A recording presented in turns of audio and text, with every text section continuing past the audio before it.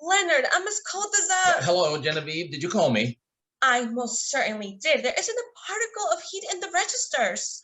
How could there be? There isn't any in the furnace. Do you mean to say you aren't going to have any? I have ordered some, but it hasn't arrived yet. Well, it would better. The Griswolds will arrive soon, and we've got to have some heat. Hey, why don't you come down and talk in your appealing way to the furnace? Just pat it and it would burn for you. You will never talk sense. You will, for once, if the Griswolds leave because of our cold house. I have it. I have it started, but how can I get it going in a half an hour when it hasn't had cola since the morning? That's right. Blame it on me, of course. I am so cold. I can't sit down and be comfortable. Hey, why don't you put on some clothes? I just try to look well. You know, people here dress for dinner. How do you know that when we just come here and the nearest we have come to an invitation is to have a chance to buy tickets at a 5 for the hospital ball? I know very well they dress, and the Griswolds will wear evening clothes, and if we didn't, think how we would feel. Quite comfortable, if you ask me. What I do ask is for you to look at yourself. Well, there is black on my hands, there is black on my face, and... Leonard, okay, can we please be serious for a minute? My dear, I am so serious it hurts. In 10 minutes, the Griswolds will be here. The maid is in the kitchen. And the cows are in the corn. You are acting awfully foolish. Oh, it's because you're so forlorn. How's that for fine birds, huh? Never even thought it out. You have nerve to try it, even on your own wife in the privacy of our own home. It's worse than this terrible maid could do. So you finally got a maid? Yes, I repeat, the maid is in the kitchen. And don't you dare to make another awful rhyme. Just because you're an editor, don't think you're an author. And as for being a poet, well... Okay, I promise. Where'd you get her? I called up Nancy Perkins, and she said to call up the Home Employment Agency. And they say to call up? No, they say they had several girls on their list, ambitious girls who have regular positions, but who go out on their off nights to make extra money. They sent this girl. Her name is Mary. Hope it isn't one of her nights off. I hope it is, because I have sympathy for whoever has to have her regularly. And so have I, at what maids cost these days. Not that, but she's horribly ignorant. You certainly don't mean to say she hasn't had a college education. Her language and her manners are atrocious. Shocking. No, I don't mean what you mean. We're in a bad dilemma. We mustn't let the Griswolds know we have no regular maid, and I hate to think of their imagining we couldn't train an animal to have better manners than Mary. Well, now we're in this thing, and we must make the best of it. From the start, it is nothing but foolishness. I don't believe in pretending to have something one hasn't. Aunt Maria feels just as I do about it. Of course, Aunt Maria does. She thinks everything I do is foolish. My doing it makes it foolish. And by the way, I do hope she doesn't come down this evening. Oh, she won't be down. She can hear much, and she wouldn't enjoy it. She would enjoy it if she thought I didn't want her.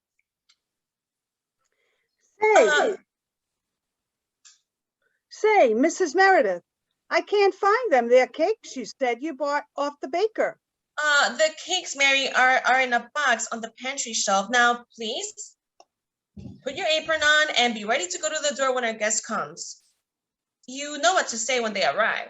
Yes, ma'am. I'll just say your husband went upstairs to wash and will be down in a minute.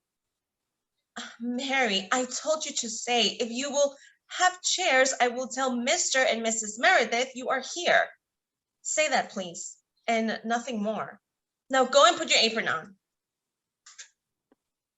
Some maid. Where do they come from? She acts like a homemade variety. The agency says she was one of the best maids on her list, and they furnish extra help constantly. They won't to us. I wouldn't mind if it were someone else in the Griswolds. It's your first call. I do hope she won't do anything really awful. Still, everyone has trouble keeping maids. Mrs. Griswold said over the phone she really shouldn't come tonight herself because it was her maid's night out. And the cook objected to staying alone, but she was afraid to tell her maid to change her night because it was so hard to keep any kind of help. Well, I'm going upstairs to get some of this black off. And I'm going up to see that you get it all off. Do you know, in some ways, you are just like an overgrown boy. This is as cold as Greenland's icy mountains. Roses on the table, no heat in the furnace. The way people live these days. I'll rest here, better than my room anyway.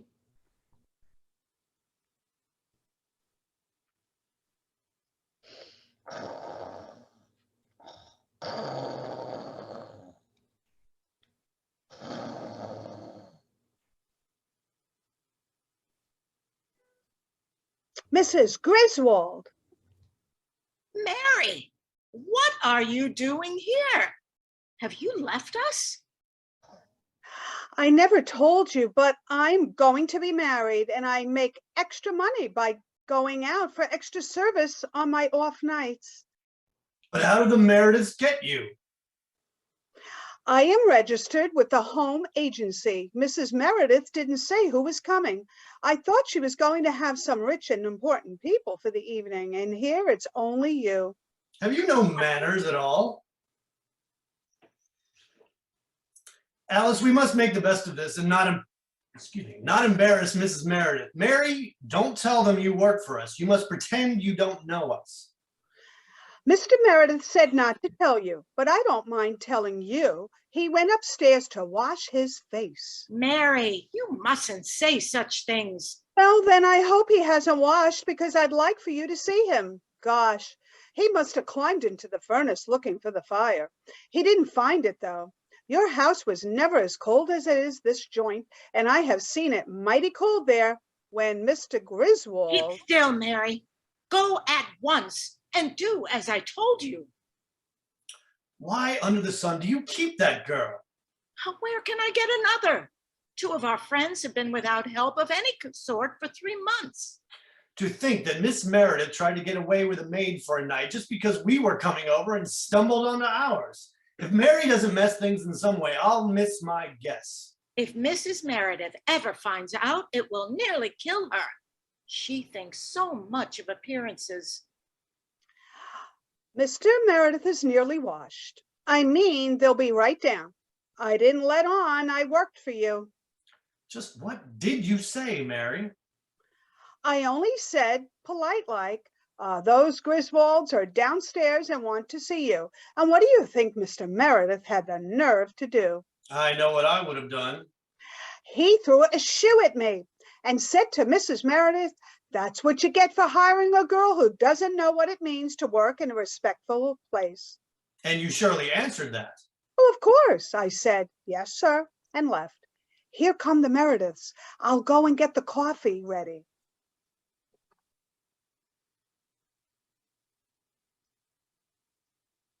Oh, glad am I to see you, Mrs. Griswold, and you, Mr. Griswold. Won't you be seated? I do hope you both pardon our delay, but Leonard had some important work to finish. I hope he got it off his hands. Oh, yes, I just finished. Genevieve helped me and saved my face. You see, wives are of some use to you businessmen after all.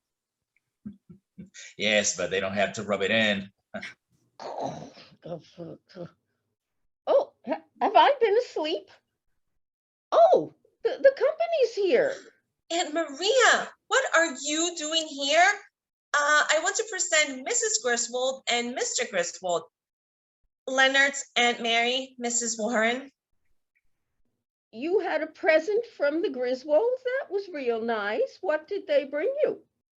Poor Aunt Maria is quite hard of hearing. I didn't say they brought a present. I was introducing them to you.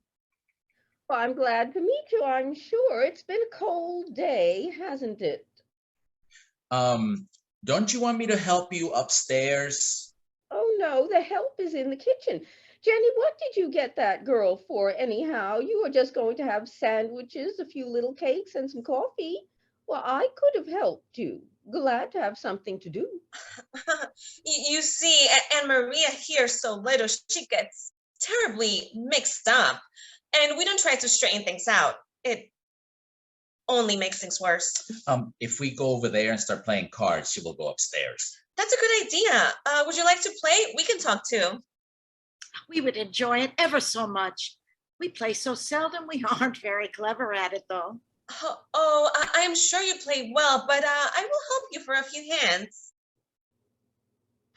Well, what are you going to play? Cards?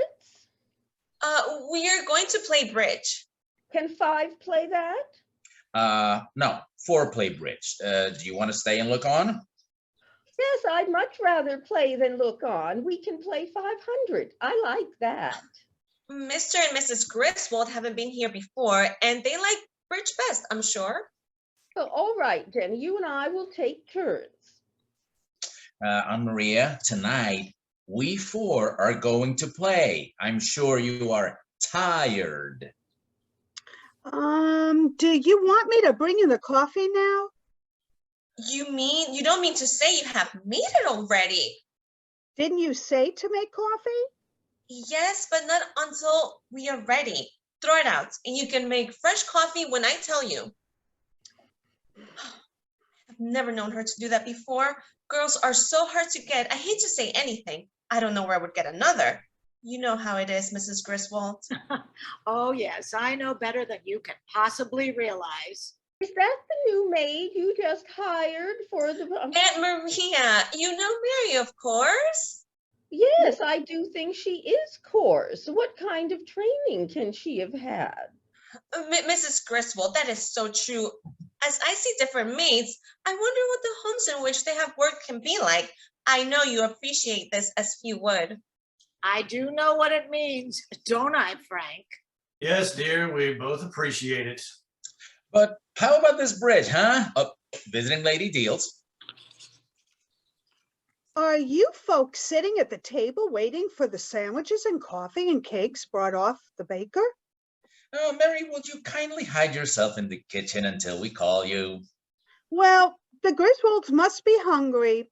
I know they didn't have much supper. Mary, you confirm my belief in the rights of capital punishment. Now, get out and screw you. You can't imagine how embarrassed I am. I do hope you will excuse this as just one of those penalties of having maids these days. I wouldn't have any, but Leonard insists on it. Insist on what? On my having some help. Yes, but help and maids today are not synonymous terms. It's your bid, Alice. Did I deal? Pass. 1 spade. Pass.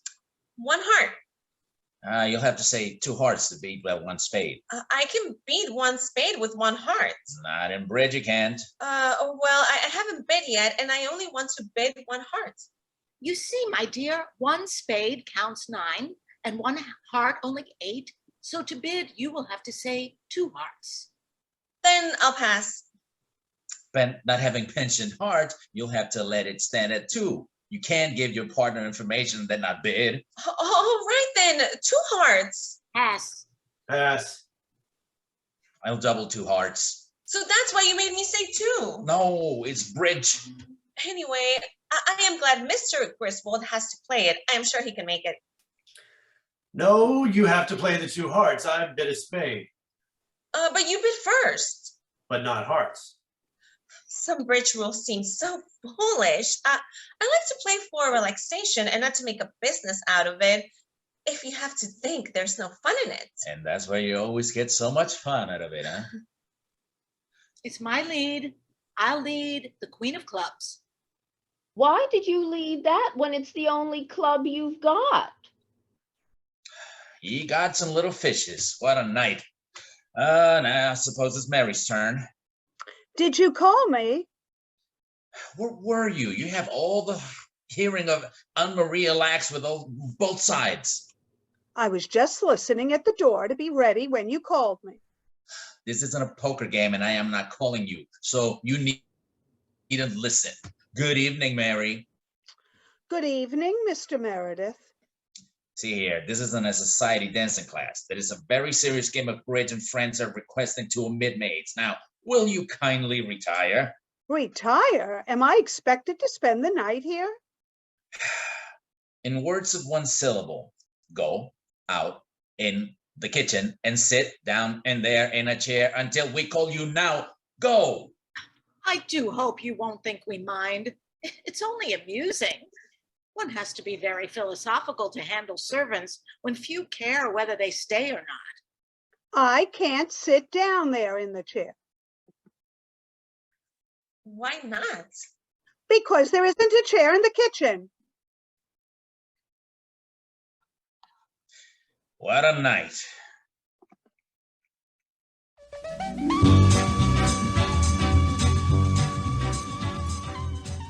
You from your work.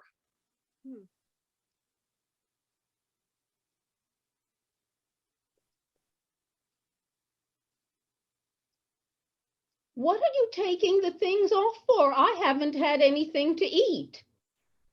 We thought you had gone to bed. I was waiting for you to call me, Mary. You leave those things here.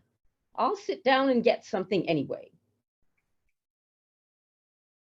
Mrs. Warren, you have an appetite, I think. An appetite for drink? I'll have you understand no one in our family ever drank, except, of course, we always had a little apple jack ready in case of emergency. And emergencies frequently arose when I was around. These sandwiches are really good. There are a few things Mary can do. Jenny made these in such a hurry, I didn't think they would be much good. We really must be going. It's after 11 and Frank has to take the early train to town. You must both come over to see us soon. We have so many things in common.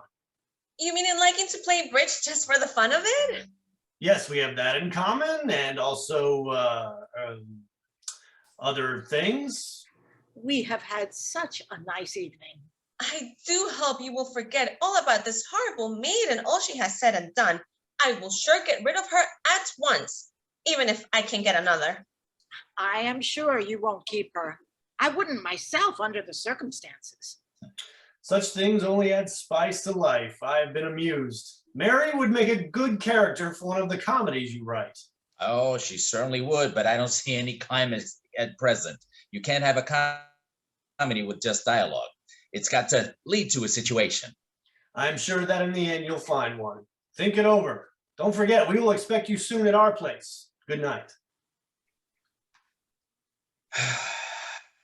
I told you what we wouldn't get into, trying to show off by having a maid and trying to impress them with things that we haven't. This has been a terrible evening and I can't stand it any longer. I'm going to take a drink whether you like it or not. My nerves are shattered.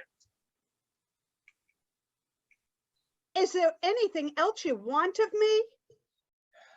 Nothing except a framed copy of your resignation. Give her $5, Leonard. Here's the 5, Mary, to go toward a wedding outfit. I only hope the fellow you are marrying isn't a night watchman.